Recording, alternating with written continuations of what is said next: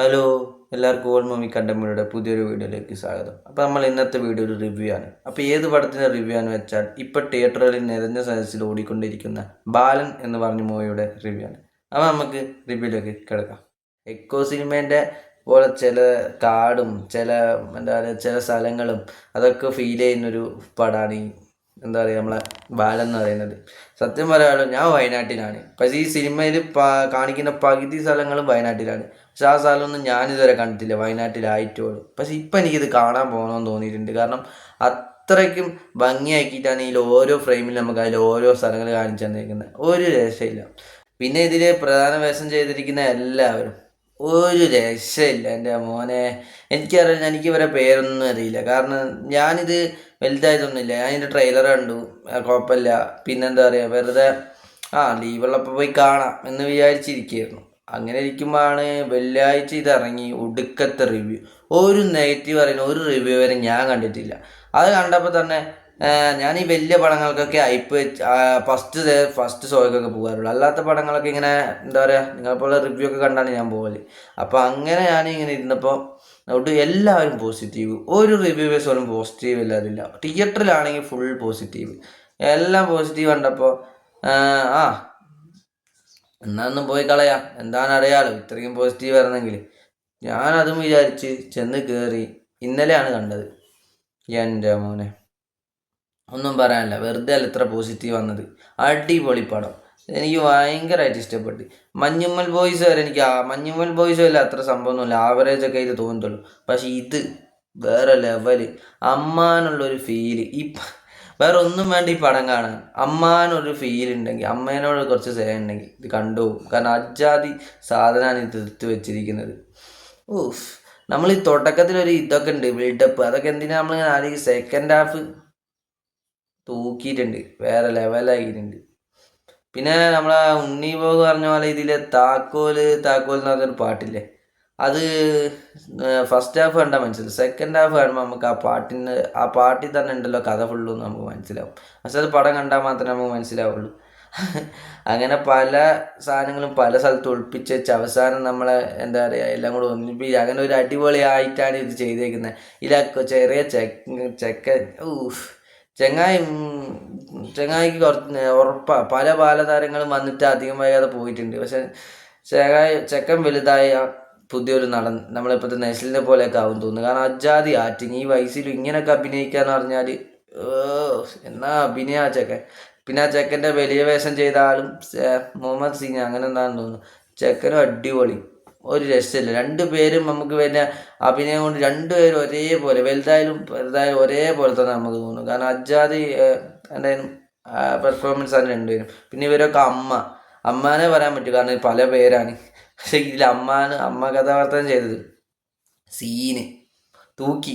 Cinema സീനായിട്ട് അടിപൊളിയായി കൊടുത്തത് എങ്ങനെയാണോ അത് അതിനെക്കാട്ടും ഗംഭീരമായി അടിപൊളിയായിട്ട് ചെയ്തിട്ടുണ്ട്. നല്ല രസമുണ്ട്, ചില എക്സ്പ്രഷനൊക്കെ വേറെ ലെവലാണ്. പിന്നെ ഇടയ്ക്ക് കയറി വരുന്നൊരു അമ്മച്ചിയുണ്ട്. അമ്മച്ചീൻ്റെ കാര്യം പറയുമ്പോൾ ഞാൻ ഈ അമ്മച്ചീൻ്റെ മറ്റാണ്ടായിരുന്നു ഈ സിനിമ ഈ ഞായറാഴ്ചയല്ലേ കാണാൻ പോയത്. അപ്പം അതിന് മുമ്പ് ഫോട്ടോ ഒക്കെ ഉണ്ട്. പക്ഷേ ഈ അമ്മച്ചീനെ വയ്യാതെ അമ്മച്ചി എന്ത് ചെയ്യാനാ, അമ്മച്ചിക്ക് വീൽ ചെയറിലല്ലേ. അമ്മച്ചിക്ക് എന്ത് മാസമാണ്, എന്തോ പറയാന്നൊക്കെ വിചാരിച്ചായിരുന്നു. പക്ഷേ ഈ സിനിമ തൂക്കിയത് അമ്മച്ചിയാണെന്ന് എനിക്ക് തോന്നുന്നത്, ടൊവിനോ ഉണ്ടെങ്കിലും. കാരണം എൻ്റെ മോനെ, തുടക്കത്തിൽ അമ്മച്ചി ഈ പുകവലീൻ്റെ പരസ്യം പറയും. അപ്പോൾ എല്ലാവരും ഇതേത് ഈ അമ്മച്ചി എന്തിനാ പറയുക അങ്ങനെയൊക്കെ പറയണ്ടായിരുന്നു എൻ്റെ അടുത്തൊക്കെ ഇരുന്നിട്ട്. ഒന്നും ചിരിക്കുന്നൊക്കെ ഉണ്ടായിരുന്നു ഇത് കേട്ടിട്ട്. പക്ഷേ അമ്മച്ചി ഫസ്റ്റ് ഹാഫിൽ ചെയ്ത് കഴിഞ്ഞിട്ട് സെക്കൻഡ് ഹാഫിൽ പടം തുടങ്ങുന്നതിന് മുമ്പ് വീണ്ടും അത് ഇടുമ്പോൾ തിയേറ്ററിൽ കിട്ടിയൊരു കയ്യടിയും ഒക്കെ ഉണ്ടല്ലോ. അത് വെച്ച് നമുക്ക് മനസ്സിലാക്കാം അമ്മച്ചീൻ്റെ വേഷം എത്രത്തോളം ഗംഭീരമായി, എത്ര പേർക്ക് ഇഷ്ടപ്പെട്ടെന്ന്. എല്ലാവർക്കും ഇഷ്ടപ്പെട്ടു. കാരണം അജാതി ചെയ്യലാണ് ചെങ്ങായി അമ്മച്ചി ചെയ്തേക്കുന്നത്. ആ സമയമൊക്കെ ശരിക്കും അമ്മച്ചീൻ്റെയോ ഇവരിൽ ആരെങ്കിലും ഒരാളെ എന്താ പറയുക അഭിനയം മോശമായ ആ പടത്തിൽ നമുക്ക് കണ്ടിട്ട് വിറ്റുപോകും. എന്നുവെച്ചാൽ കുറച്ച് ലാഭമൊക്കെ ആയി തോന്നി, കുറച്ച് വെറുപ്പികളായിരുന്നു. പക്ഷെ ഇത് കണക്റ്റായോ, ഇവരെ അഭിനയം ഗംഭീരമായോ. പിന്നെ ആ പടം ഫസ്റ്റ് ഹാഫ് ഒന്ന് നോക്കട്ടെ, കയറി ഫസ്റ്റ് ഹാഫിനൊട്ട് കയറി. പിന്നെ സെക്കൻഡ് ഹാഫ് ഒരു കൊണ്ടുപോകലായിരുന്നു.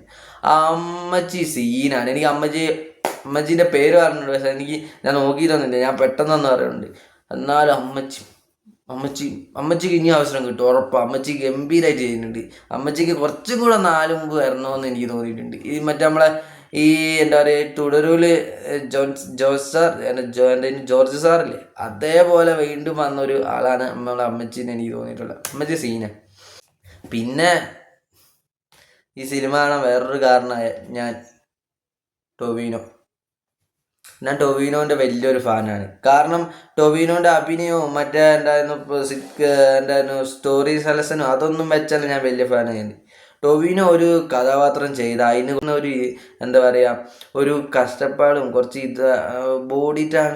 ബോഡി ചേഞ്ചും അത് ഈ രൂപം മാറ്റം അതൊക്കെ വരുത്തുന്ന ഒരു ഇതുണ്ട് ടൊവിനോ ഒരു ക്യാരക്ടർ ചെയ്താൽ. നിങ്ങൾ ടൊവിനോൻ്റെ ഇത്ര നാളത്തെ പടം എടുത്ത് നോക്ക്, ടൊവിനോൻ്റെ എല്ലാ ക്യാരക്ടറിനും എന്തെങ്കിലും ഒരു ചേഞ്ച് ചങ്ങായി കൊണ്ടുവന്നിട്ടുണ്ടാവും. ഒരിക്കലും എന്താ പറയുക ചങ്ങായിക്ക് എന്താ പറയുക ഒരു പടത്തിൽ കണ്ട പോലെ തന്നെ ആയിരിക്കും അടുത്ത പടത്തിൽ കാണാൻ എന്തെങ്കിലും ചേഞ്ച് ഉണ്ടാവും. മഴ നദിയിൽ തൊപ്പി വെച്ചിട്ട് മുടി കുറച്ച് താത്തി ഇട്ടിട്ടാണെങ്കിലും, പിന്നെ നമ്മളൊക്കെ ഗപ്പിയിൽ താടി വളർത്തിയിട്ടാണെങ്കിലും, അതേപോലെ എന്താ പറയുക മിന്നൽ മുറിയിൽ മീശയും താടി ഇല്ലാതാണെങ്കിലും, അത് ഇപ്പതാ നമ്മൾ ഈ പടം ഇതിലും ടൊവിനോ എന്ന് പറഞ്ഞ ചങ്ങായി ഒരു കാര്യം ചെയ്തിട്ടുണ്ട്, അടിപൊളി.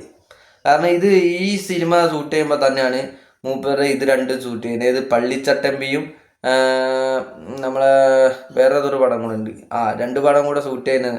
കാരണം അതിൻ്റെ രൂപം കണ്ടാൽ നമുക്ക് മനസ്സിലാവും മുഖത്തിൻ്റെ. പക്ഷെ ഇതിനും എന്തെങ്കിലും ചേഞ്ച് വരുന്നോന്ന് പറഞ്ഞ് വേറെ കുറച്ച് കാര്യങ്ങൾ ടൊവിനോ ചെയ്തിട്ടുണ്ട്.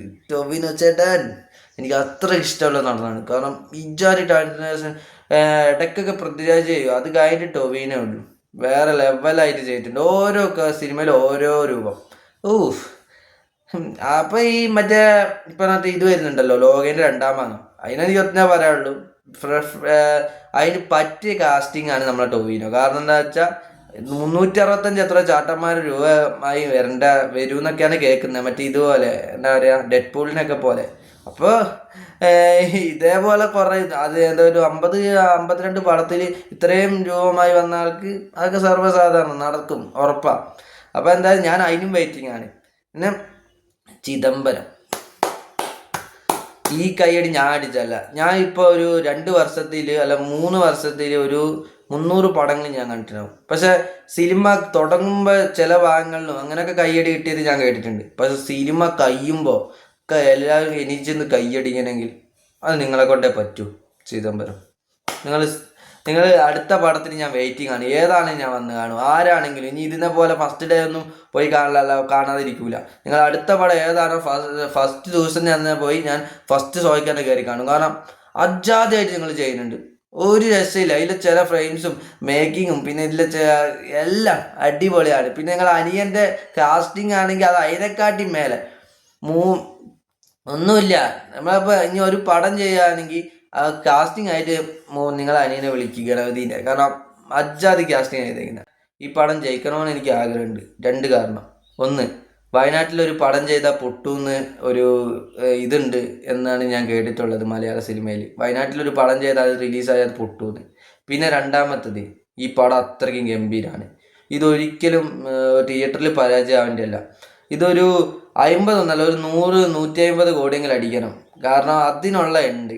പിന്നെ ഇവിടെ ആയതുകൊണ്ട് ജയിക്കുമെന്ന് എനിക്ക് പ്രതീക്ഷ ഉണ്ട്. ഈ തമിഴ്നാട്ടിലെ പോലെ ഒന്നും അല്ലാത്തതുകൊണ്ട്.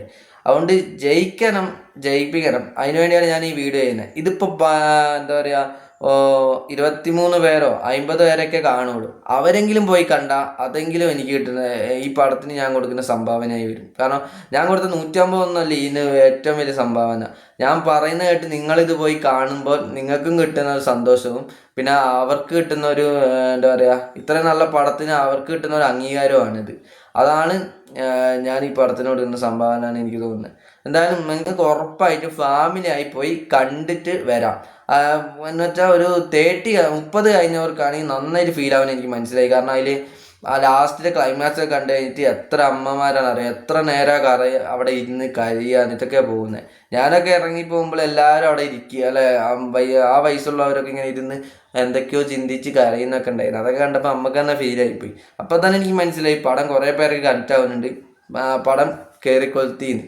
അപ്പോൾ നിങ്ങളുടെ വീട്ടിൽ എല്ലാവരെയും കൊണ്ടും മക്കളെ കൊണ്ടും എല്ലാം പോയി കാണാം.